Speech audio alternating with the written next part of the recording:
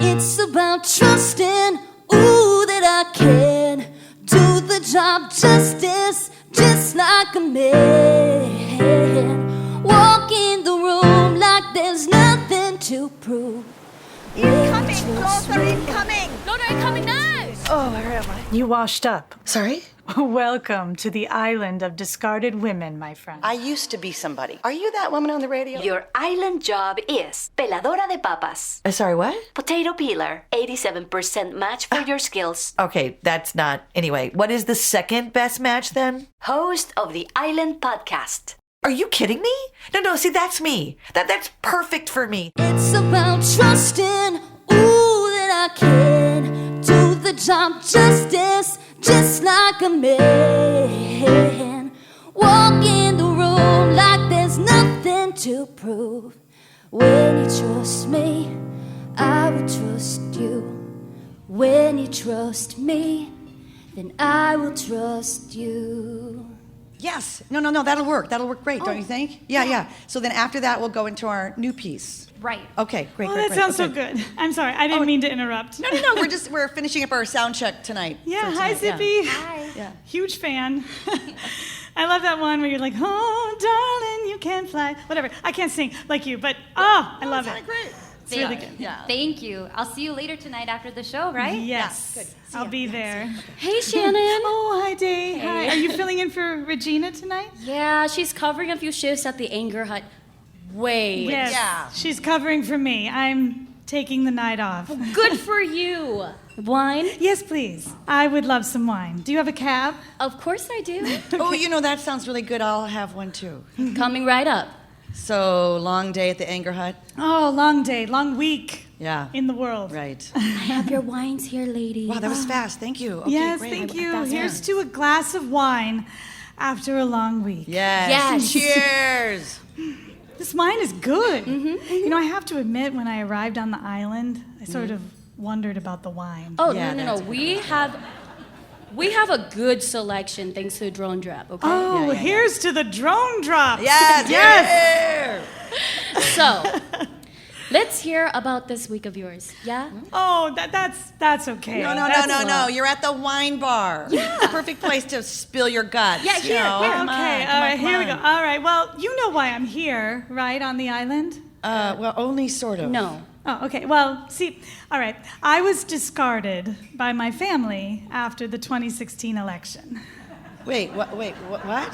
Now, it all started pretty mildly, with, hey, Shanan's here. She's the one who's going to vote for that criminal Hillary Clinton. And honestly, whatever. We never voted the same, so who cares? But now it's... Yeah, it's personal. Yeah. Yeah, it is. And the stakes are higher now, I can't just let it slide, change the subject, not talk about politics. It's different now.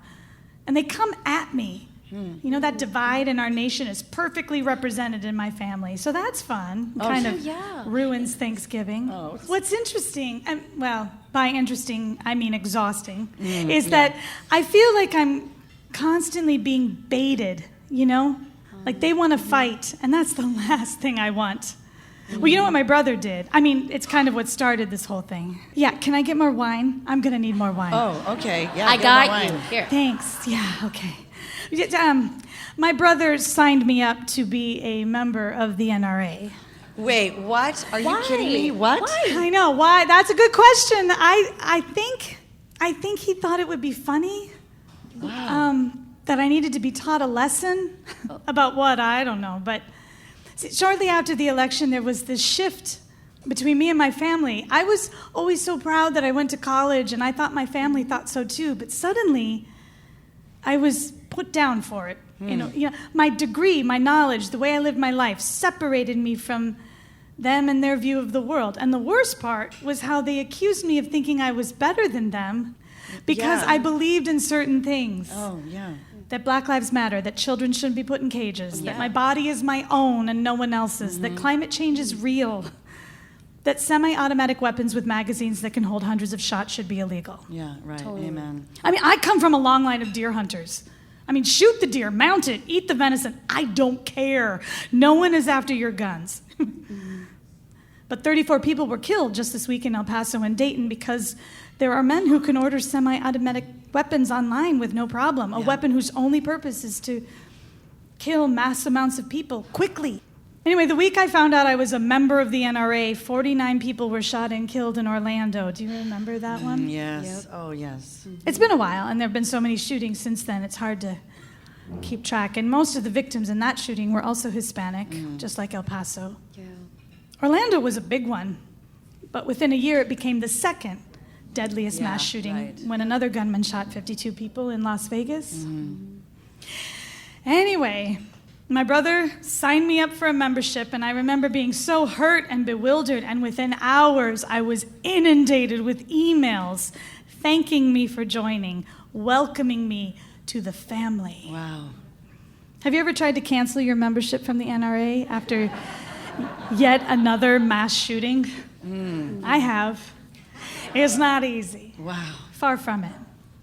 I was immediately signed up for over 9 different newsletters, and I had to unsubscribe from each one individually.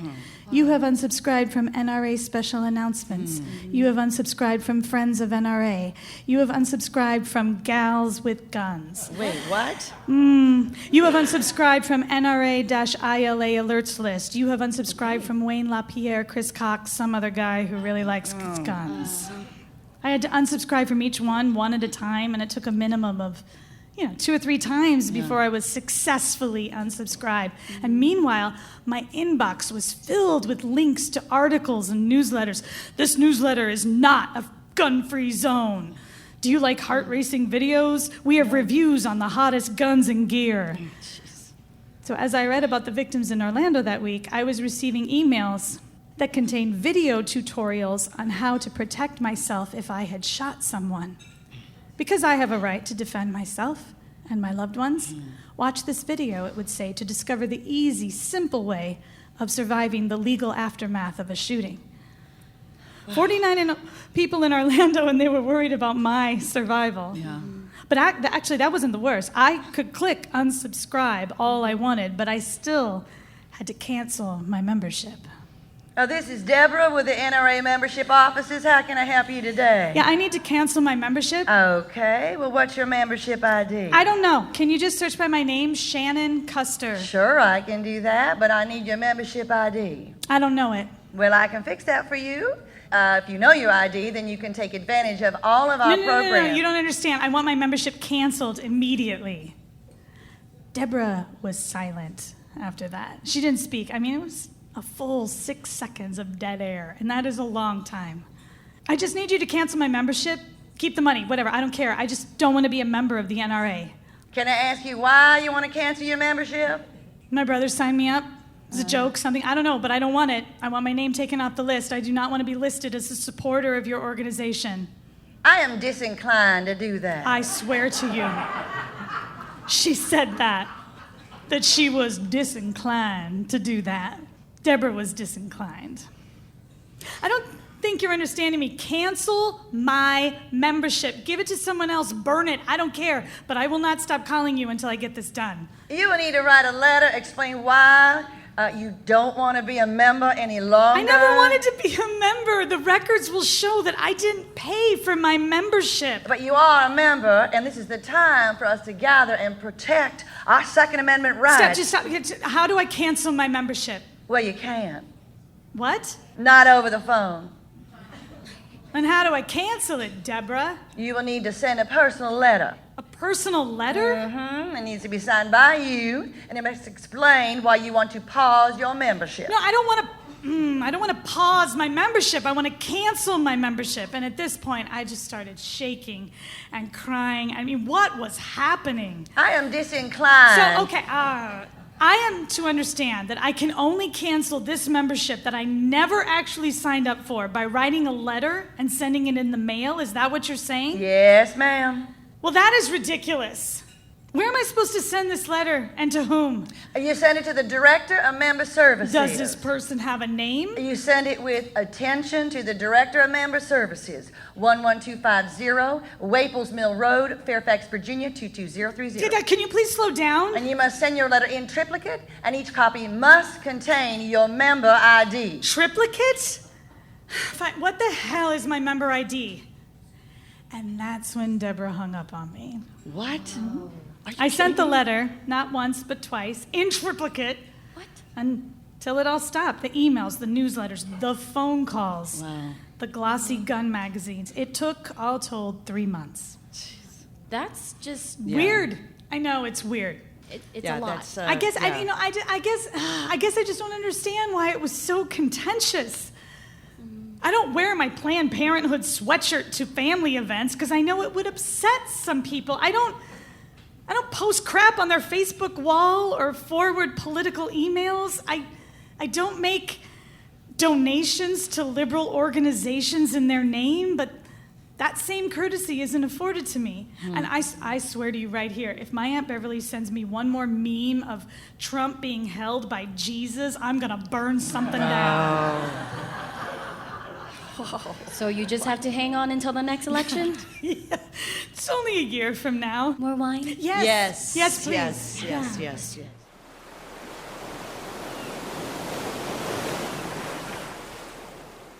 Okay, guys, let's all grab a chair and cozy up. Oh, it's good to see you all. Well, as I mentioned, the first chapter of my book is going to be about our earliest female influences and the messages and examples we absorbed from them. Right. So, anyone want to go first? Mo, you go first. I mean, you're the one writing the book. Okay. All right. Okay, well, for example, in my neighborhood growing up, my mom was the only mom on the block who worked a full-time office job. She was an executive for a national nonprofit. She traveled a ton for work, and she was our family's primary breadwinner. She also did all of our family's cooking and laundry. When she'd travel, she'd prep meals for us and leave them in the fridge or the freezer for us to warm up. You know, my dad was not going to be cooking meals from scratch. And then when she got home from her business trips, all the laundry and dishes and cleaning that had accumulated in her absence would be right there waiting for her. Yeah, and I almost never saw her complain about any of it. It was just what she did. So for my mom, having it all also meant doing it all. And I watched that happen, and I think it influenced my ideas of marriage and motherhood well into my adulthood, and it probably played into my resistance to both. Oh, yeah. That's really interesting, Mo. My mother didn't work outside the house. She was a glamour girl. All her friends were too. None of them worked outside their homes, and as their kids became teenagers and less in need of their constant surveillance, they spent more and more time together, especially at our house. Oh, I remember them gathered by our pool and on hot spring days when I would come home from school, arranged like seductive sirens of Greek mythology. Slender, tan, hair coiffed, manicured hands turning the pages of Elle and Vogue, luring me to their life. One day in particular stands out in my memory. I was about 14, a total bookworm, and I had gotten home a little late from school. Mother asked me where I'd been, and I explained in front of all her girlfriends that I had stayed after school to do some orgasms in the gym. Oh my!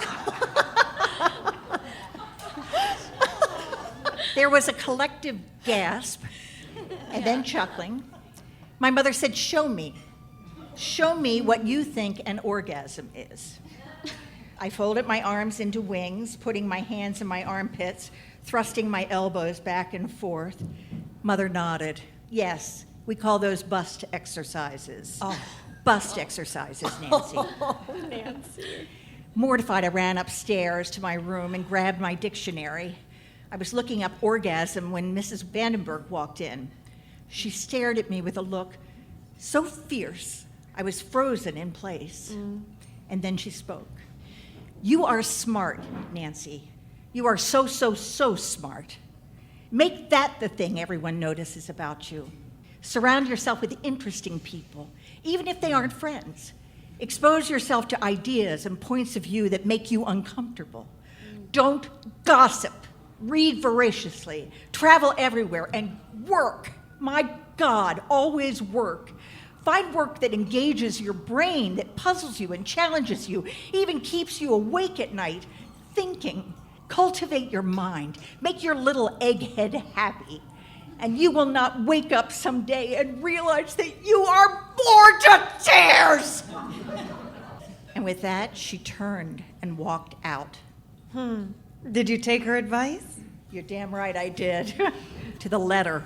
Oh, Nancy, that's wonderful. Thank you. Thank you. Day? Yeah. You all right? Yeah, it's just, this one is tough for me, you know? Like, I've been thinking about it a lot, and what I keep coming back to is that I'm surrounded by beautiful, damaged women in my family. And I'm still figuring out how that has affected me, you know? You know, like, my grandma had 3 husbands, you know, 2 of which were abusive. And my mother got married young, was abused, had 2 kids, got divorced, and remarried into a marriage she's not satisfied with. You know, my aunt, she ran away from everything. You know, she created her own being, and in return, I watched my grandma cry about her 2 daughters. You know, one who lived with her but hated helping her, and the other who sent money but was never really there. You know, and even my stepmom, you know, she married young and got divorced and was sent back to her family. So, like, these women gave me my earliest messages about being a woman, you know? And in one of their eyes, right, a woman is supposed to have patience, speak softly, and is humble. In the other eyes, you're supposed to be conservative. You know, don't wear too much makeup, cover up, dress appropriately for the occasion. In one of their eyes, a woman is strong, opinionated, and stands up for what she wants. You know, strive to get that gold, honey, but don't forget your culture. That's who you are. And then the other, a woman is lost and hurt. And I just don't know what to say anymore, you know? None of these women influenced me in a way that I want to emulate. If I'm being honest, I want to be everything they're not. But I know I have every single piece of them in me too. Yeah. I hear that, Day. Thank you. Hey, Shanan, how about you? That was beautiful. Okay, so for me, when I was a little girl, it was Gilda Radner. Oh, yeah. Yeah, my mom used to come to my room and bring me downstairs on Saturday nights, and we would watch the first 20 minutes of SNL because I always fell asleep after that.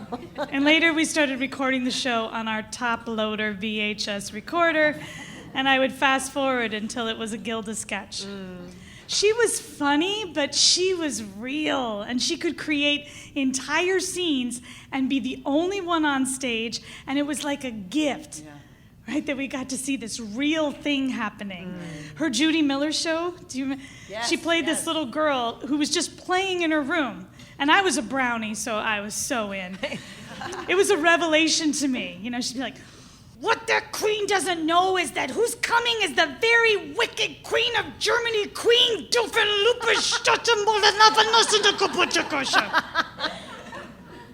It wasn't a joke. It was just a little girl. It's what she would do in her room. And that's my favorite kind of joke, the one that isn't really a joke. So, Gilda. How many girls did she change? I mean, I hope she knew how many when she left this earth. Yeah, amen. Oh, So man. who is Gilda Radner? Oh, no. I will kidding help right you. now? She has to be kidding right I'm kidding. I'm just kidding. Yeah, sort of. Little She's not bit, kidding. yeah. She doesn't have any idea. Sylvia? Okay, well, you know, I've been thinking. There are times in life when you feel like everything is going down the hill before your eyes. You know what I mean? Well, my role model, she's actually in my life right now. It's something more recent, but she lives in such a constant state every day. At this moment, she can lose her job, her family, and everything she's worked so hard to build for the last 25 years. Everything can be gone anytime. I don't know about you, but I would lose my mind and run to the farthest corner where I could hide. Yeah, and you would say that's what she would do, right? But all the contrary. She takes things in her stride. My role model cooks and does errands for people when they're sick, volunteers for those who have less. She gives her time visiting elderly people without thinking twice or asking anything in return. She's wonderful. My mentor and friend Rita, is always there when I need her, you know? She's never hiding and lives life in her own terms, one day at a time, knowing that ICE can knock on her door at any moment or pay her a visit at work, and what is now will no longer be. Wow. Yeah, I don't know how she does it. Yeah, that's Man, thank you, Silvia. Sue, I guess Oh, you're up. Okay, I'm up. Okay. Okay. Well, when I was 5, I learned the facts of life. Well, actually, my mother. Okay, my mother decided it was time for my 10-year-old sister to have the talk, so I might as just tell everybody at the same time. So, yeah, just easier. So my 4-year-old brother and my 5-year-old self heard all of the details in all the anatomical correct, words. There was no wee-wees or hoo-ha's at our house. No. It was vagina and penis and a full description of what the penis does to the vagina to make babies.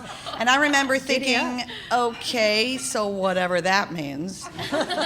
And my older sister was, I assumed, sort of weirded out by the whole thing. And while we're gathered, might as well tell everybody that there's no Santa either. Oh. Yeah, so that was it. All the big talks done big day. in one day. That was it. Done. Moving on. My mother was no nonsense. She was also silly. She loved to laugh. She was full of compassion. She was very creative, incredibly gregarious. And she struggled daily with a very, very painful chronic illness. At 29, she was diagnosed, with rheumatoid arthritis and became very crippled by it. Crippled, the word we used in those days, for the rest of her 71 years. And yet from her crutches and her wheelchairs, she persevered with joy and with grace and with incredible optimism, even on those days when she couldn't get out of bed. I grew up with my mother celebrating every single sunny day in Tucson, Arizona, where it is sunny 367 days of the year. Never being daunted by what seemed too hard or too painful. No wallowing here, none. She just kept moving forward through it all. And how could I not be inspired by her? And yet when I was put out to pasture a few years ago, I had a really hard time finding that spirit of perseverance that I know is in my DNA. I mean, just for a time, I completely lost sight of it, which really, really surprised me. Yeah. Do you feel like you've found it again? Well, I finally just got sick of feeling stuck and finally realized I am my mother's daughter. We keep moving forward no matter what. Yeah. And I can hear her now, and she's saying, "Oh, what are you telling them all that for? And what's wrong with penis and vagina? That's what they're called." She's not wrong. Yeah. Oh, man. Thank you, Sue. Thank you for sharing that. Your mother sounds like an incredible woman. Yeah, thank you, all of you. That was amazing. I think this chapter is going to be pretty darn incredible. I think it is. I can't wait to read it. Absolutely. It's about trusting, that I can do the job justice just like a man. Walk in the room like there's nothing to prove. When you trust me, then I will trust you. When you trust me, then I will trust you. Zippy Laske, everyone! Gosh, I just love that song. Thank you so much, Zippy. All right, everyone. It's time now for the open mic. Woo! All right, tonight at the open mic, we have Sue and Zippy. So take it away. Oh, thank you, Day. Thank you. Well, there's something that's been bothering me for a really, really long time now, and I think we finally figured it out.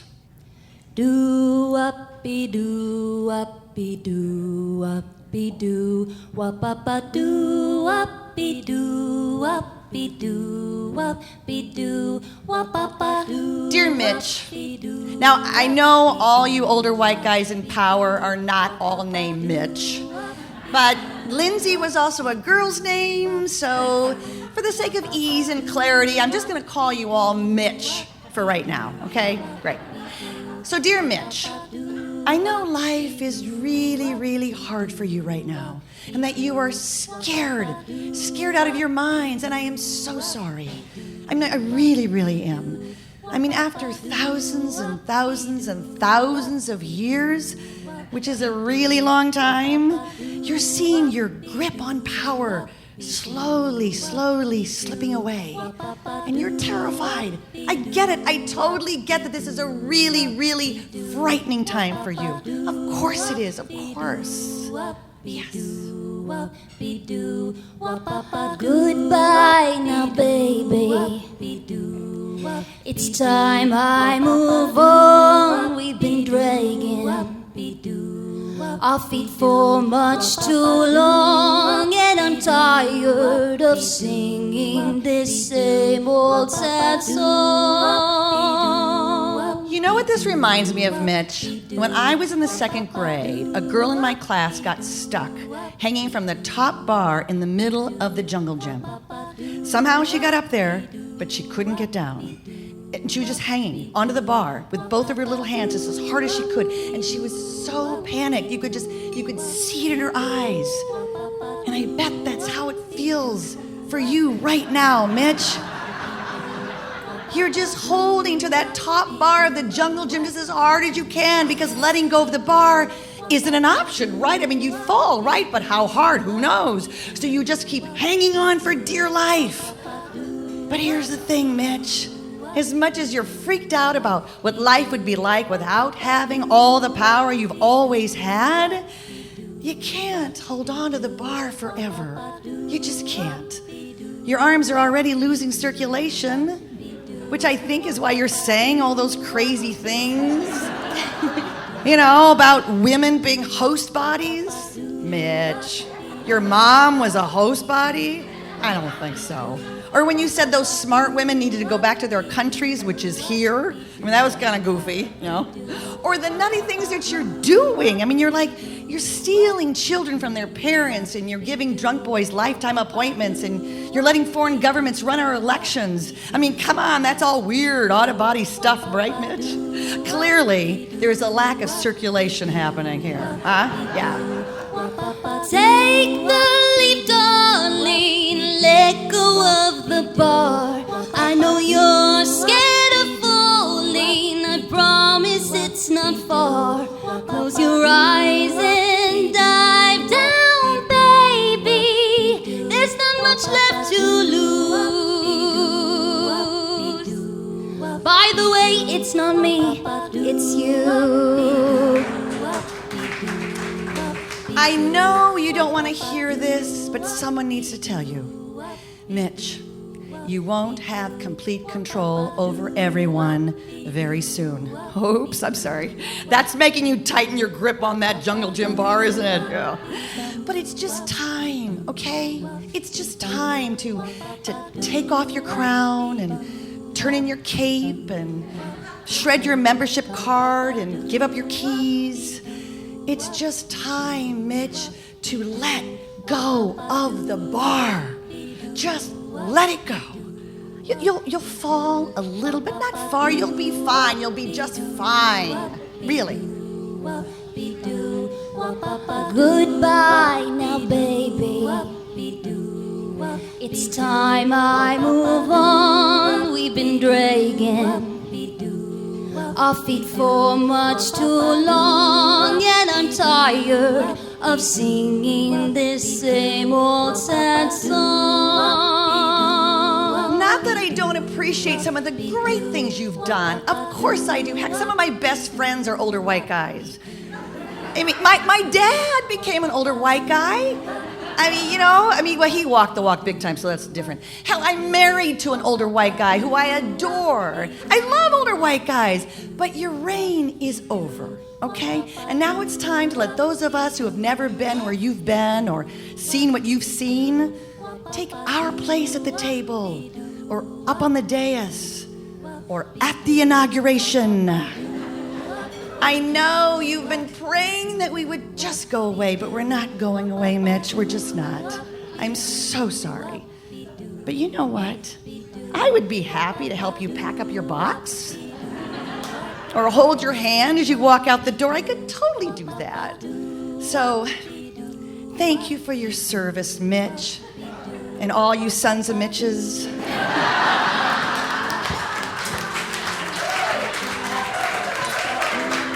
But we got it from here. Signed, the 4 freaking billion women of the world.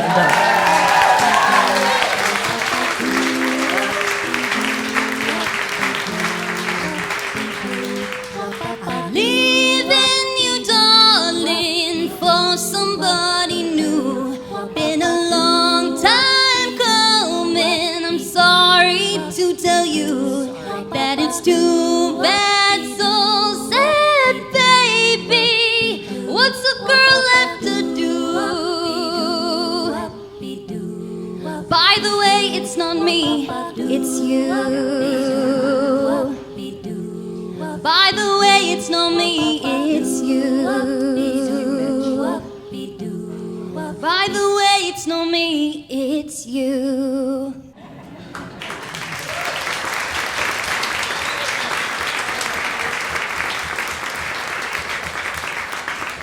You're listening to the roar of the female humans. And now, please welcome my special guest, Nancy Carlson. Come on up, Nancy.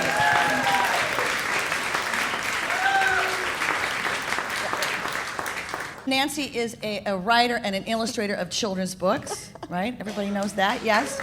And Thank you. amazing. Thanks. She's written and illustrated over 66 books, right? Okay, Yep. right.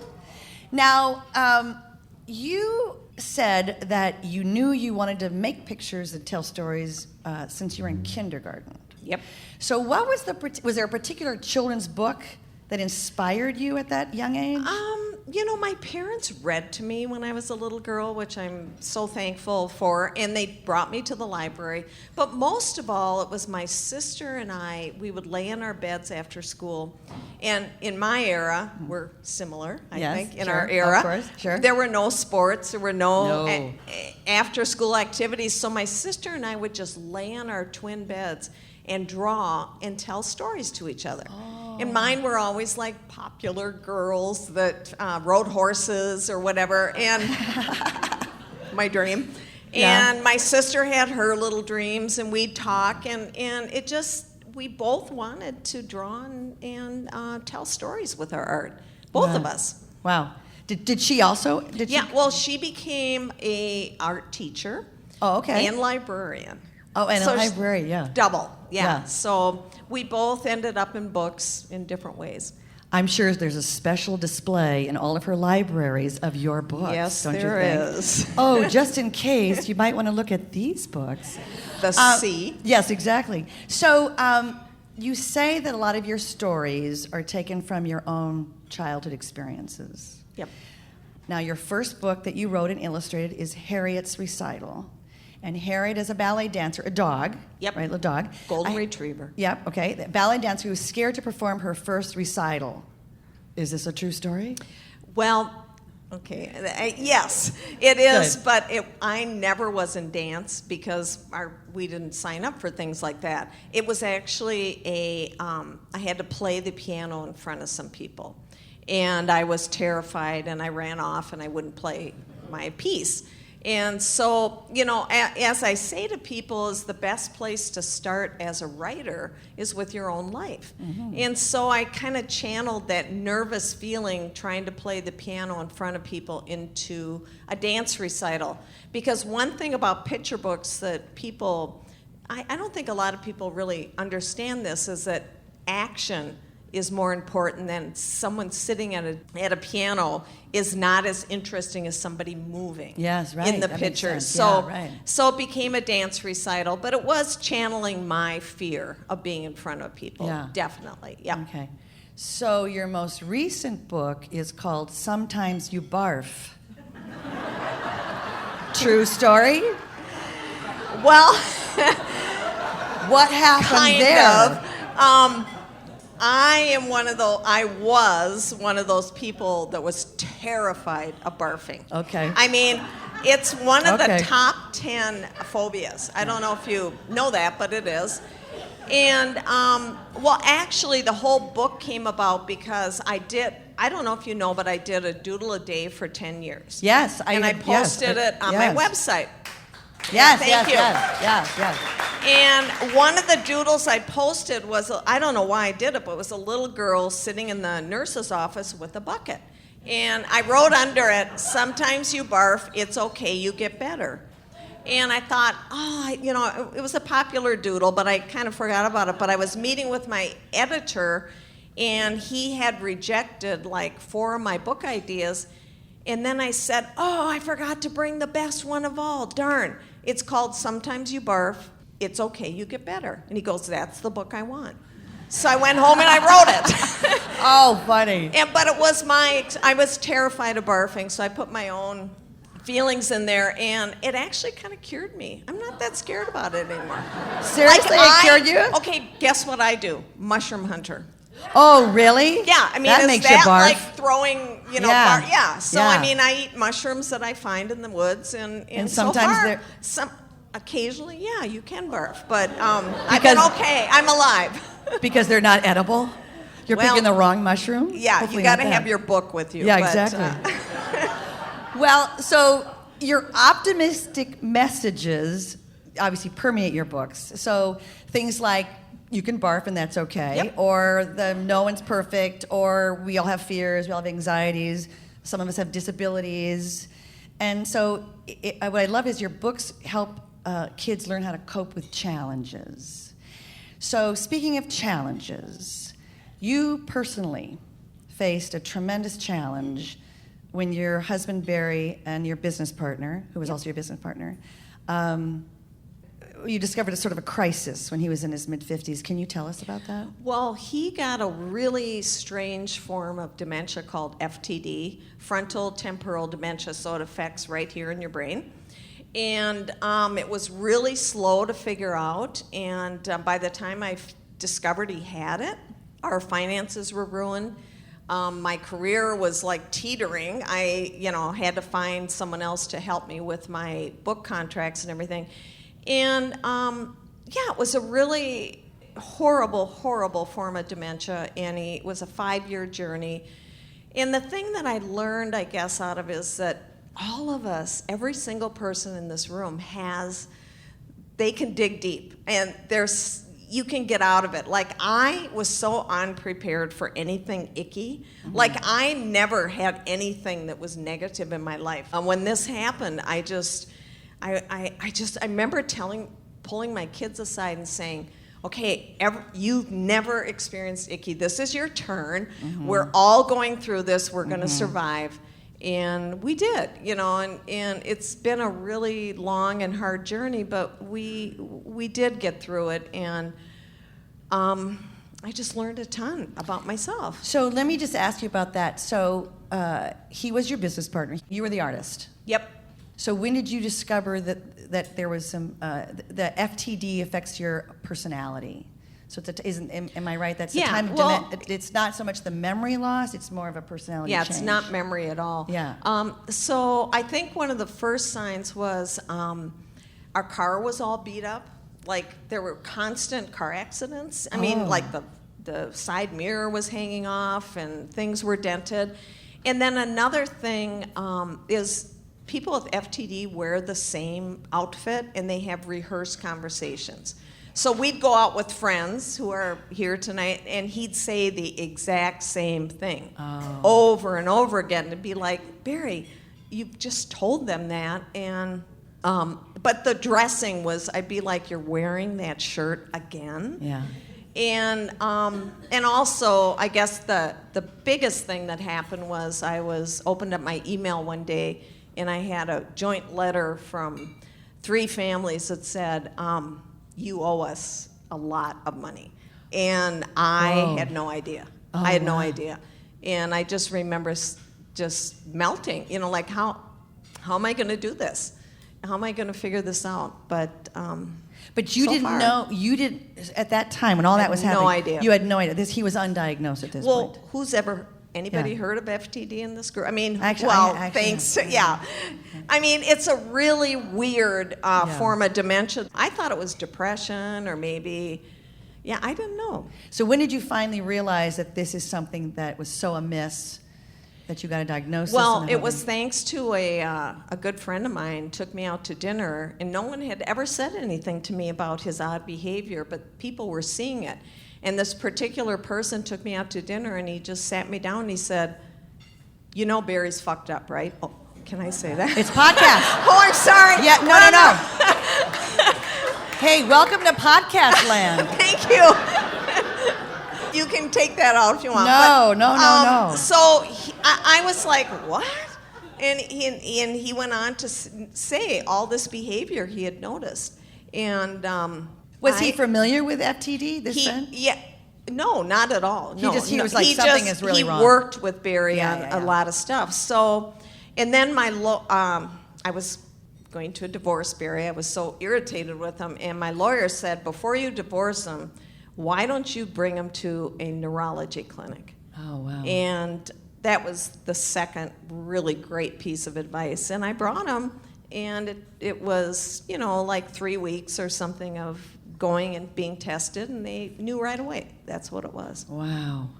So during this time, you're still working, you're still creating books, you're still, were you doing the doodle a day at that point? Yeah, that was the greatest piece of advice Barry gave me, actually, before he got too sick with it. He said, you're drawing every night.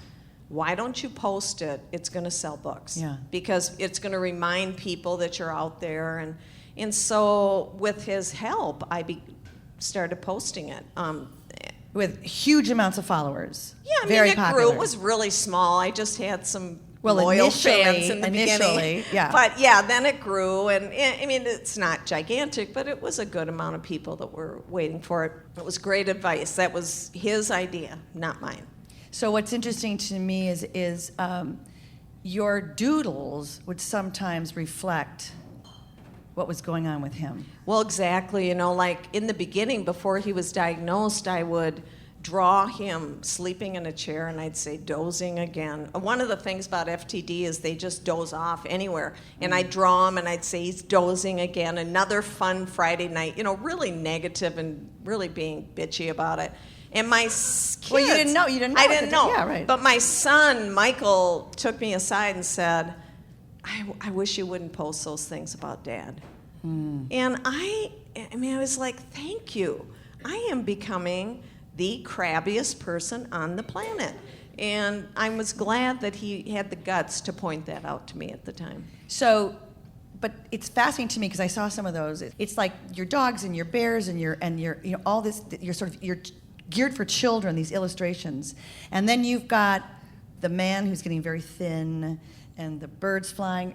Those images that you're using your same gifts to express what your frustration, I'm assuming. I don't want to put words in your mouth. Right. Well, I mean, what does an artist or a writer do when they're confronted with this? I just drew about it. That's the only thing I know how to do. Yeah.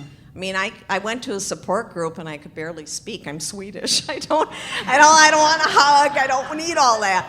But the fact that I could actually draw it and people could see it and relate to it just because of the visual image. I mean, that's what I'm trained to do. That's my job. Yeah. Like, you're an actress. You can just do all your voices. I just whatever. draw. Yeah. And it was a great outlet, and it was also a great way to communicate with people. They got it.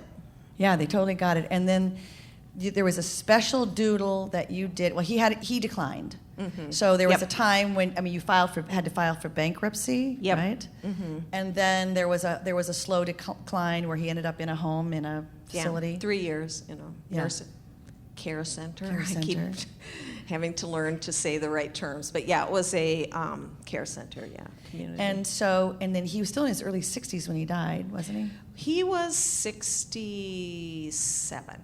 That's early enough. Yeah, that's early. That's early enough.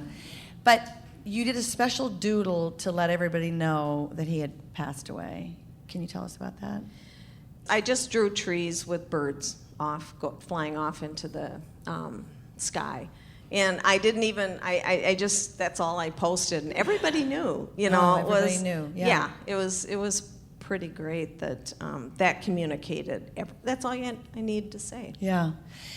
You told me that right now you're working on, or you're actually trying to submit it to publishers, a graphic memoir. Yep. Which fascinates me. But you said specifically the memoir starts in the last years of your marriage. Yep. Yeah. So, yeah. Well, I'd love to hear more about that. so the memoir, has anybody tried to get a book published lately? It's really hard. Yes. So yeah, it's a graphic novel, but originally this is the 5th version. So the 5th rewrite. Yeah. Okay. So 3 prior versions were not a graphic novel. So my agent said, you know, you tell stories with pictures. Why don't you try it with pictures? And I was so relieved. I was like, yes, that's what I do. Good, I get to draw all day. But you know what I discovered is drawing it was more painful than writing it. Oh. I could not, I mean, it was just like, okay, draw a panel, go have a donut. Draw a panel. Is it beer time? Does beer time start at 3? Yes, it does. Yes, it does somewhere. So it was really hard, and I got it done, and she had it, she sent it to 10 publishers. Unfortunately, all have rejected it, and I'm back to rewriting it. The problem is I reread it this summer, and it's a poor me book. It has to change from poor me to, God damn it, I made it book. Yes. So yes. But you have to give yourself permission to be, as you said, you were pissed. I mean, and there was all that. I'm sure that you were just explaining to us all that confusion, where you're like, what's wrong with you? And then you find out, oh, he has a thing that I didn't know about, that no one knew about. So it's okay. I'm here. This is a counseling session now. I don't know. Isn't it okay? You have to go through that, on that journey before you get to the, I right. triumphed. Well, you spit out everything you possibly can remember and all your feelings about it, and then now I'm in the version where I'm taking out, all the poor me and turning it a little bit more positive. Like how, rather than I sat in my apartment, weeping with my little fish that I had bought back then, he just sat on my bed. And now I'm like, okay, I was out hiking, and I learned this, and I met all these wonderful people, and my life is so full now than I ever imagined it would ever become. Wow. So that's what the book should be about, more of the coming out the other side, because I think everybody's going to have something, and if you can learn to stay strong and come out the other side, it's good. Well, life is good. Life is good. Life is good. So you were writing the memoir not as a graphic memoir first. Yeah, it was just, chronological. Okay. So that you're saying that was almost easier for you. Yeah, I could remove myself. Then when I turned around and had to draw him and draw me, and I realized every single picture I'm yelling. I'm with my hair flying, and I'm like, you idiot. And it just was so painful to see myself that way. Yeah. And I'm drawing my own self, just screaming all the time. So, it's this second pass, I think, is going to be easier. But was that cathartic, though? Yeah, it was. Yeah. It really was. So that would allow, that version would allow you to go to the next to version. do this new version where I'm much more at peace, and I feel like I want people who are going through anything, not just FTD. It doesn't have to be FTD. Right. Cancer, whatever, just to know that, like your life, what you thought it was going to be isn't what it is, but it's okay. Embrace it, because I love my life right now, and would I have loved my life if Barry was still around? I would have. I mean, it would have been. I would have loved both. You told me about a project that you're trying to pitch. You're talking about a book that would help kids cope with visiting ill family members in hospitals, nursing homes, people with dementia. And that sounds really powerful. Tell me about that book that you're trying to pitch. Yeah, well, I've been trying to pitch it for a long time. It's called Brave Charlotte. My granddaughter would go visit Barry. She didn't know him any other way. And she'd go, are we visiting the grandpa in the bed or the grandpa that's not in bed? Oh, and I'd say it's the grandpa in the bed. And she would give him water, she'd hug him. And I thought, you know, and there's a lot of scary people as you walk up to his room. I mean, there was a lady that would roll out in her wheelchair and she'd, come here, girls, come here. And the girls were scared at first, but then they realized after coming to her, she just wanted to hug. Yeah.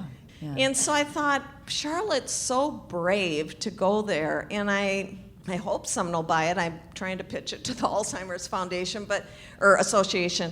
And I'm thinking that, you know, that's what I lived with these little girls, and they did a great job. They loved visiting him, and I can tell you, he couldn't talk, he couldn't show hardly any emotion, but when they came, tears rolled down his eyes.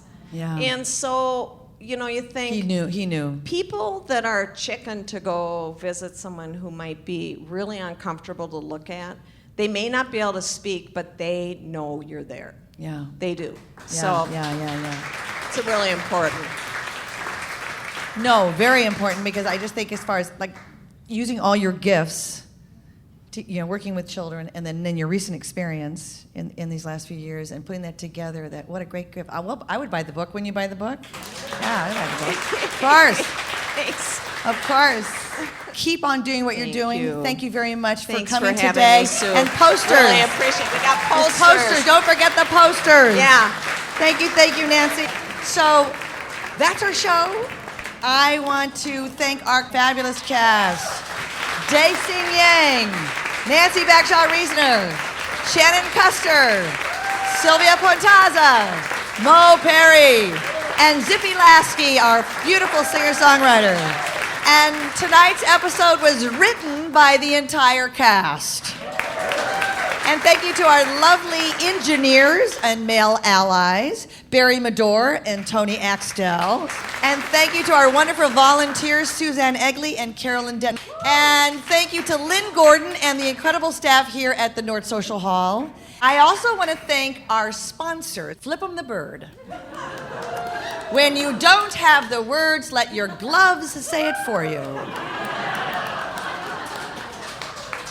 You can shop their fingerless gloves, tops, and hats, and learn more about their giving back program, Swearing is Caring, at their website, flipemthebird.com. We will be back next month here with another live taping of Island of Discarded Women. Thank you, everybody. Bar's still open. Leaving you, darling, for somebody new. Been a long time coming. I'm sorry to tell you that it's too bad, so sad, baby. What's a girl left to do? By the way, it's not me, it's you.